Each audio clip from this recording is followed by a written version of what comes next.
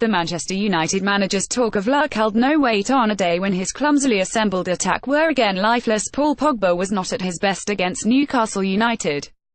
Photograph, Lindsey Parnaby, AFP, Getty Images. The end was chaotic. Newcastle camped in their box with every block and clearance being roared to the rafters, but the tension of that final minute of injury time, and the similarly desperate scramble at around 80 minutes, should not allow the narrative to take hold that Manchester United were unlucky to lose.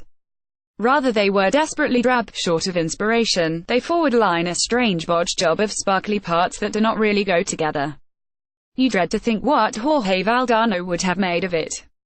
It was a battle between Rafa, Benítez and José Mourinho, when in charge of Liverpool and Chelsea in the semi-final of the 2007 Champions League, that the former Argentina striker infamously likened to a shit hanging from a stick, insisting it was not art, no matter how august or appreciative the gallery in which it was placed.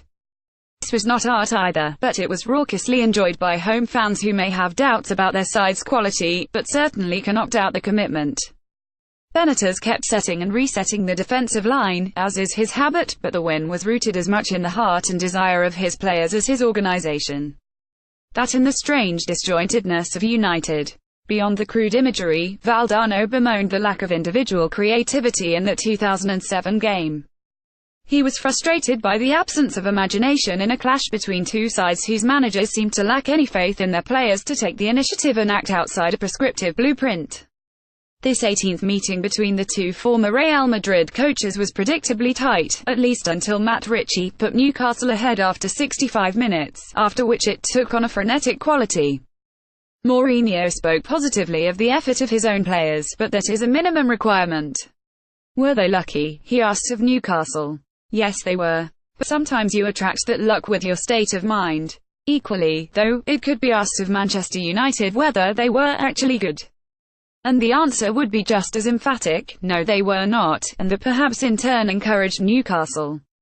Maybe there is a sense of being spoiled by the verve of Manchester City and, to a lesser extent, Liverpool and Tottenham, but there was something unsatisfyingly scrappy about this United side, plenty of energy but not a huge amount in the way of quality or incision.